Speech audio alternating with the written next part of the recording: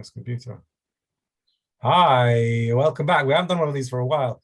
Josh, I think you're my first guest and my second guest that we've come back together to record a little bit of Parsha this week. It's Parshat Bemidbar. It's also Shavuot coming up on Sunday night starting. It's a really shitty time for the Jewish people. It's a really tough time for Jewish community worldwide, for Israelis and for Palestinian community that are hurting right now with all of the violence and uptick of what's going on in the Middle East, in Israel in particular. We were reflecting on that before we started. This week's Parsha is Bemidbar, and I guess just a way of soft landing, we're talking almost exclusively in this week's Parsha about counting people, counting the tribes inside the desert on our travels and travails.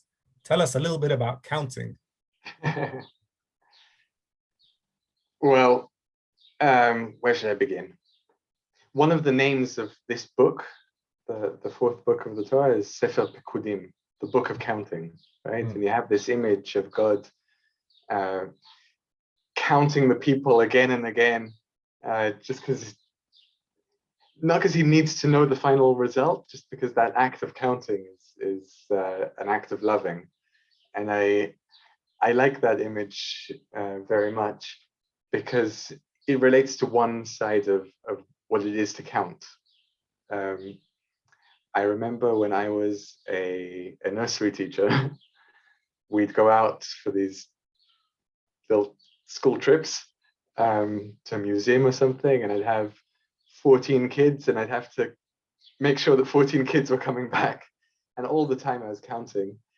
And it's a way of, there's something intimate in it, of counting. There's a way of noticing each one as you count. It's not just the total, but it's also each one. I'd even say that relates a bit to this period of time that we're in, right? Between Pesach and Shavuot. And Shavuot doesn't have a date in the Torah. It has a distance from Pesach, right? You have to count 7 weeks, and you go through every day. It's Hayom, 46 days of the Omer, right? You start by saying today is the 46th day, and there's a place you're trying to reach. You're trying to get to Shavuot, but along the way, what you're saying is today. Like, I notice each day as I go along. That's even a halacha, right? If you just say 46 days, that's not counted as counting.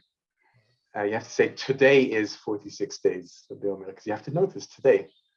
But it's interesting then, because what you describe, and I think it's totally right, is we have a lot of midrashim, a lot of rabbinic reflections on the aspect of counting, which seems very human. It's very tied to the word, the ha'olama karka'i or ha'olama tachton, like the kind of physical world, and also in modes of coping, especially in times of strife, modes of coping. The image I have is of writing the number on the prison cell, where you like count the days in the chalk. And yet the way you started is you're correct in the sense that God is counting.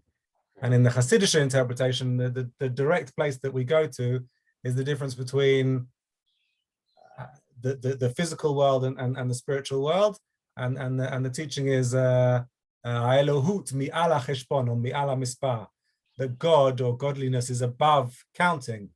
And yet the image of this Parsha of Bemidbar is God counting. And the idea is that God's echadness, God's oneness, is a oneness that is beyond being able to be counted.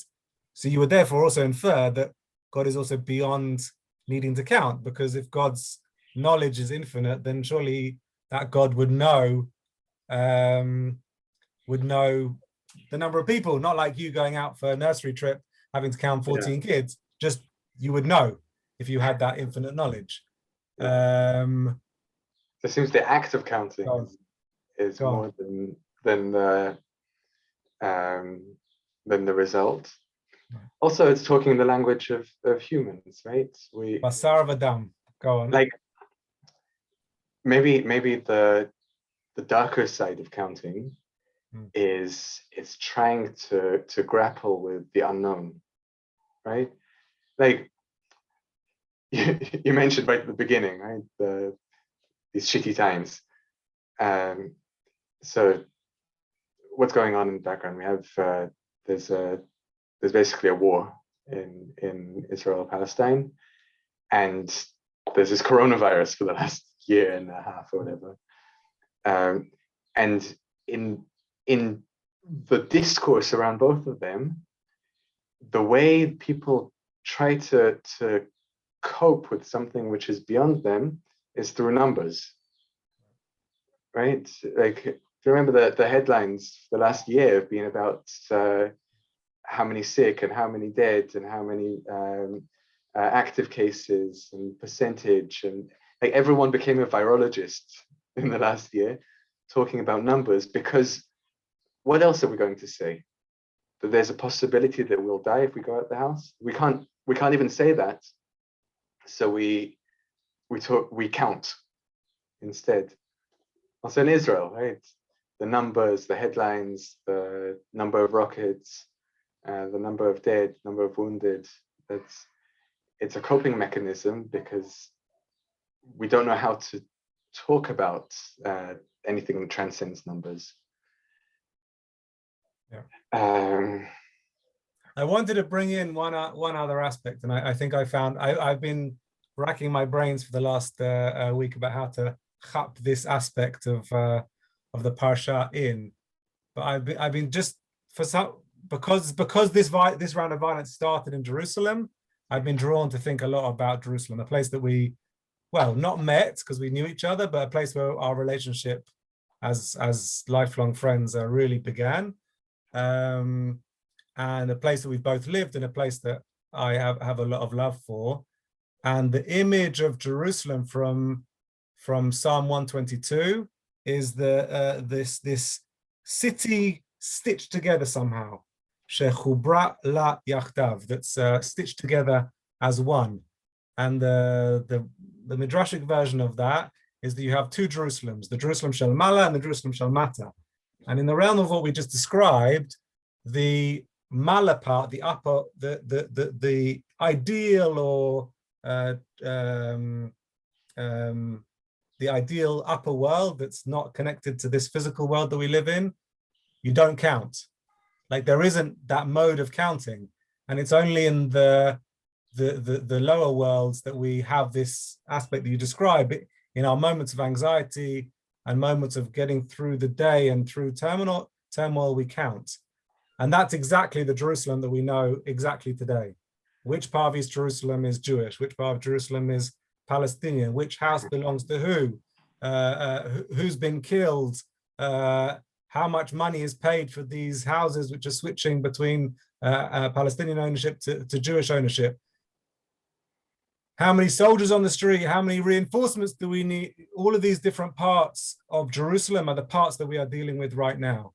There is, within the context of that midrash, an imagination, and this is particularly a powerful imagination for Jerusalem, that one day that there will be a Jerusalem that's Shalem, it's in the name of Jerusalem, Yerushalayim, that's complete, and that we stop doing the counting, which has caused, in some regard or another, so many years of pain for that city that in this specific example of this round of conflict has been a tinderbox for really gratuitous violence that's going on right now.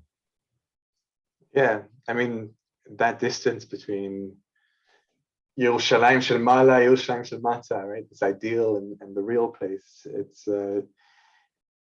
It's so difficult. Like any other city, it's just streets and normality, and this weight of associations and meaning and holiness is so heavy for the real Jerusalem to bear. It's something. It's difficult. I mean, Yerushalayim, right? It's in plural. Yehuda Amichai, the Israeli poet, like to play with the name of Jerusalem. Yerushalayim, it's Jerusalem's, Right. right? It's always, there's a little bit of a split and multiple Jerusalems. And you know, when we lived in Jerusalem, and we were going between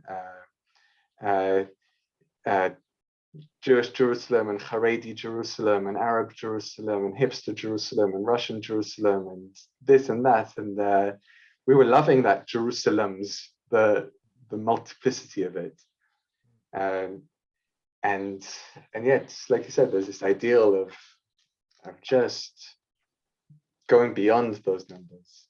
That's like we have in the reading this week. We have the Torah reading and we have the Haftarah, right? Yeah, tell me. Torah reading is lists and numbers, and then the Haftarah from the book of Hosea, is this kind of this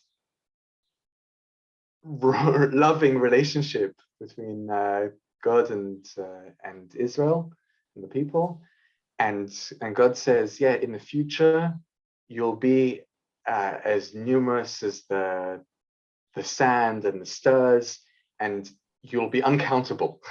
Right?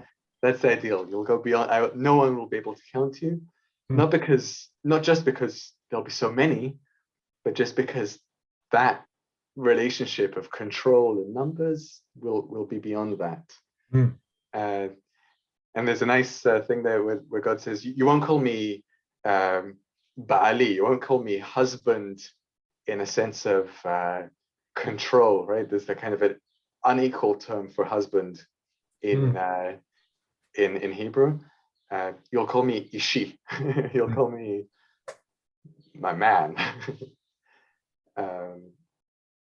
Which is in the same way, like, I don't know, Ali, you don't count your wife, right? Is the word, the term, or the dimension numbers doesn't matter there. So this is what we were talking about in our Parsha class last night, and everybody's welcome. 7:30 Wednesday on Zoom. There's a plug. We were talking about exactly this: the feminine aspect and masculine aspects of numbers. The people counted in this week's Parsha Bemidbar are the men for warring parties, and the people who are reclaiming the streets of Jerusalem, both on Arab-Palestinian sides and on Israeli sides right now, are men reclaiming the dignity and pride of whatever they've lost in their dignity and pride, both in this last year of Corona and in all sorts of other aspects right now.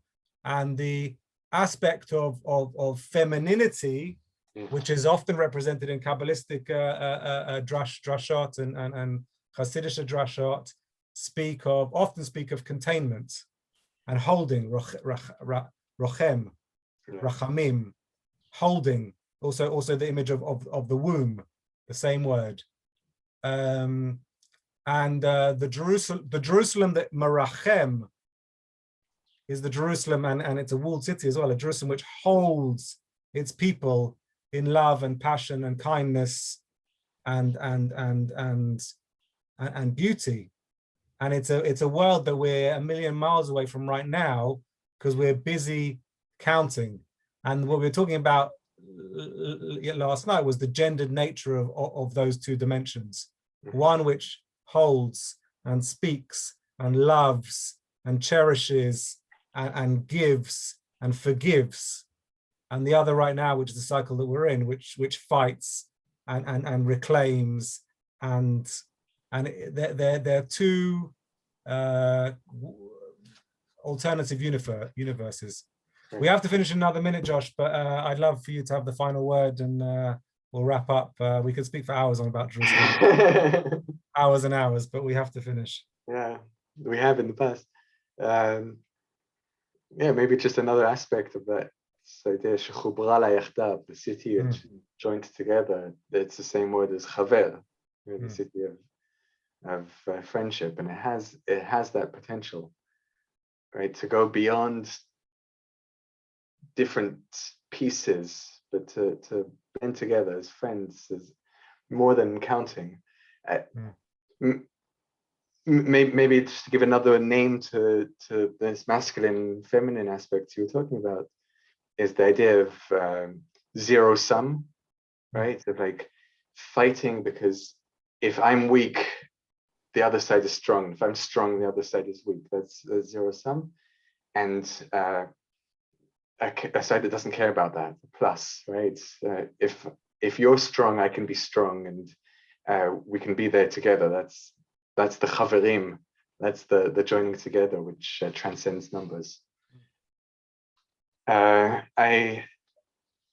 We started off talking just before this video about not having the words, not knowing what to say, and it turns out we managed to say something. But I'm still left with the feeling that there's something beyond words that we're skirting around, which is הכלה במחשבה. yeah, מעל הדיבור. care. Yeah.